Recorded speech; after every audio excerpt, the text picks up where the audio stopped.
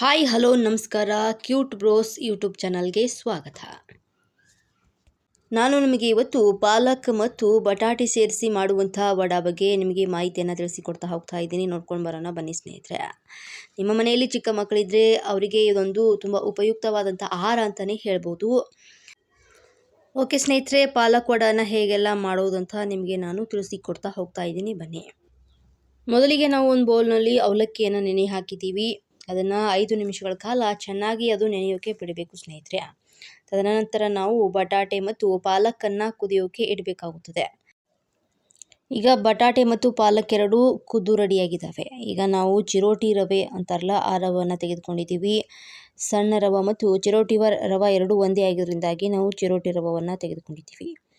ಈಗ ನಾವು ಬಟಾಟೆ ಮೇಲಿನ ಸಿಪ್ಪೆಯನ್ನು ತೆಗಿತಾ ಇದ್ದೀವಿ ಮತ್ತು ಅದನ್ನು ತೆಗೆದ ನಂತರ ಚೆನ್ನಾಗಿ ಬಟಾಟೆ ಮತ್ತು ಪಾಲಕ್ ಎರಡು ಸ್ಮ್ಯಾಶನ್ನು ಮಾಡಿಕೊಳ್ಬೇಕಾಗುತ್ತದೆ. ಚೆನ್ನಾಗಿ ಸ್ಮ್ಯಾಶನ್ನು ಮಾಡಿಬಿಟ್ಟು ಹೀಗೆ ಎರಡು ಸ್ಮ್ಯಾಶ್ ಆದ ನಂತರ ನಾವು ಅದಕ್ಕೆ ಒಂದು 2-3 ಸ್ಪೂನಷ್ಟು ಚಿರೋಟಿ ರವೆಯನ್ನು ಸೇರಿಸಿಕೊಳ್ತಾ ಇದ್ದೀವಿ. 2.5 ಸ್ಪೂನ್ನಷ್ಟು ಚಿರೋಟಿ ರವೆಯನ್ನು ಸೇರಿಸಿಕೊಂಡಿದ್ದೀವಿ. ತದನಂತರ ನಾವು ಅದಕ್ಕೆ ಅವಲಕ್ಕಿಯನ್ನು ನೆನೆ ಹಾಕಿದ್ದೀವಿ ಅಲ್ವಾ, ಅದನ್ನು ನಾವು ಸೇರಿಸಿಕೊಳ್ತಾ ಇದ್ದೀವಿ. ಅದಕ್ಕೆ ತಕ್ಕಷ್ಟು ನೀವು ಅವಲಕ್ಕಿಯನ್ನು ಸೇರಿಸಿಕೊಳ್ಳಬಹುದು. ನಾವು ಅದಕ್ಕೆ 4-5 ಸ್ಪೂನಷ್ಟು ಅವಲಕ್ಕಿಯನ್ನು ಸೇರಿಸಿಕೊಂಡಿದ್ದೀವಿ. ನಿಮಗೆ ನೋಡಿ, ನೀವೆಷ್ಟು ಮಾಡ್ತಿರಲ್ಲ ಅಷ್ಟನ್ನು ನೀವು ಸೇರಿಸಿಕೊಳ್ಳಬಹುದು ಸ್ನೇಹಿತರೆ. ಇದು ಮಕ್ಕಳಿಗೆ ತಿನ್ನಿಸಿದ್ರೆ ತುಂಬ ಉಪಯುಕ್ತ ಮತ್ತು ಪ್ರೋಟೀನ್ ಮತ್ತು ವಿಟಮಿನ್ ಆಹಾರ ಅಂತಲೇ ನಾನು ನಿಮಗೆ ಹೇಳ್ಬೋದು. ಮಕ್ಕಳಿಗೆ ಕಬ್ಬಿಣದ ಅಂಶ ಕಡಿಮೆ ಇದ್ದರೆ ಇಂತಹ ಆಹಾರವನ್ನು ನಾವು ಮಾಡಿ ತಿನ್ನಿಸಬೇಕಾಗುತ್ತದೆ. ಇಂತಹ ಫುಡ್ ಒಳ್ಳೆಯ ಫುಡ್ ಅಂತಲೇ ಹೇಳ್ಬೋದು. ಒಂದು ಪಾಲಕ್ನಲ್ಲಿ ಪಾಲಿಕ್ ಆ್ಯಸಿಡ್ ಇರೋದ್ರಿಂದಾಗಿ ಇಂತಹ ಆಹಾರ ಮಕ್ಕಳಿಗೆ ತುಂಬ ಉಪಯುಕ್ತವಾಗುತ್ತದೆ ಸ್ನೇಹಿತರೆ. ಇದಕ್ಕೆ ನಾವು ಈಗ ಜೀರಿಗೆ ಮತ್ತು ಕೊತ್ತಂಬರಿಯನ್ನು ಸೇರಿಸಿಕೊಳ್ತಾ ಇದ್ದೀವಿ. ಸೇರಿಸಿಕೊಂಡ ನಂತರ ಮತ್ತೆ ನಾವು ಅದನ್ನು ಚೆನ್ನಾಗಿ ಸ್ಮ್ಯಾಶನ್ನು ಮಾಡಿಕೊಳ್ಳಬೇಕಾಗುತ್ತದೆ. ಸ್ಮ್ಯಾಶನ್ನು ಮಾಡಿಬಿಟ್ಟು ನಂತರ ಅದಕ್ಕೆ ನಾವು ರುಚಿಗೆ ತಕ್ಕಷ್ಟು ಉಪ್ಪನ್ನು ಸೇರಿಸಿಕೊಳ್ಳಬೇಕಾಗುತ್ತದೆ. ನಾವು ರುಚಿಗೆ ತಕ್ಕಷ್ಟು ಉಪ್ಪನ್ನು ಸೇರಿಸಿಕೊಳ್ತಾ ಇದ್ದೀವಿ. ನಿಮಗೆ ಎಷ್ಟು ಬೇಕಾಗುತ್ತದೆ ಅಷ್ಟನ್ನು ನೀವು ಸೇರಿಸಿಕೊಳ್ಳಬಹುದು. ತದನಂತರ ಇನ್ನೊಮ್ಮೆ ನಾವು ಮತ್ತೆ ಎಲ್ಲವನ್ನು ಹದವಾಗಿ ಸ್ಮ್ಯಾಶನ್ನು ಮಾಡಿಕೊಂಡು ಅದಕ್ಕೆ ಗಂಟು ಇರಬಾರ್ದು. ಯಾಕಂದರೆ ಅದು ಬೇಯೋಕೆ ಇದು ಆಗೋದಿಲ್ಲ. ಮಕ್ಕಳಿಗೂ ಕೂಡ ಅದು ತಿನ್ನೋದಕ್ಕೆ ಅಷ್ಟೊಂದು ಅಗಿಯೋಕೆ ಅವಕ್ಕೆ ಹಲ್ಲಿರೋದಿಲ್ವ ಅಲ್ವಾ, ಅದಕ್ಕೆ ಅವಕ್ಕೆ ಅಷ್ಟು ಈಸಿ ಆಗೋದಿಲ್ಲ.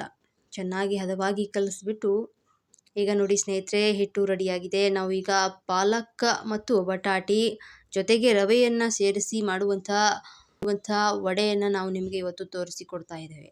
ನಾವು ಸಾಮಾನ್ಯವಾಗಿ ಮನೆಯಲ್ಲಿ ಎಲ್ಲರೂ ಉದ್ದಿನ ವಡವನ್ನು ಮಾಡ್ತಾರಲ್ಲ, ಹಾಗೆ ಇದನ್ನು ಪಾಲಕ್ ಮತ್ತು ಬಟಾಟಿ ಮತ್ತು ಚಿರೋಟಿ ರವೆಯನ್ನು ಸೇರಿಸಿ ಮಾಡುವಂಥ ವಡೆಯನ್ನು ಕೂಡ ಅದೇ ರೀತಿ ನಾವು ಸಿದ್ಧಪಡಿಸಿಕೊಳ್ಳಬೇಕಾಗುತ್ತದೆ ಸ್ನೇಹಿತರೆ. ಸಿದ್ಧಪಡಿಸಿದ ನಂತರ ಅದನ್ನು ನಾವು ಈಗ ನೋಡಿ ಸ್ನೇಹಿತರೆ, ನಾವು ಈಗ ಅದನ್ನು ತೆವೆಯಲ್ಲಿ ಹಾಕ್ತಾ ಇದ್ದೀವಿ. ದೋಸೆ ತೆವೆ, ಅದಕ್ಕೆ ಎಣ್ಣೆ ಹತ್ತಲ್ಲ. ಅದಕ್ಕೆ ನಾವು ಇದನ್ನು ಬೇಬಿಗಳಿಗೆ ಒಂದು ಗುಡ್ ಫುಡ್ ಅಂತಲೇ ಹೇಳ್ಬೋದು.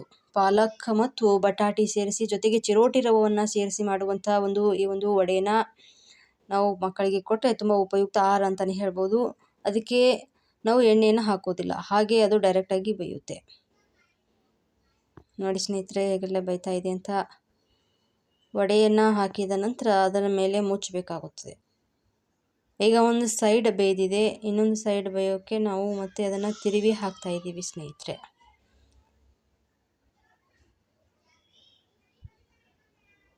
ಹೀಗೆ ನಾವು ಅದನ್ನು ಮಾಡಿಕೊಳ್ಬೇಕಾಗುತ್ತದೆ.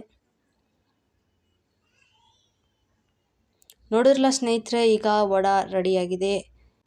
ಈ ವಿಡಿಯೋ ನಿಮಗೆ ಇಷ್ಟವಾದರೆ ಲೈಕ್ ಆ್ಯಂಡ್ ಶೇರ್ ಕಮೆಂಟ್ ಮಾಡಿ. ನಮ್ಮ ಚಾನಲನ್ನು ಸಬ್ಸ್ಕ್ರೈಬ್ ಮಾಡೋದು ಮರೆಯಬೇಡಿ ಸ್ನೇಹಿತರೆ.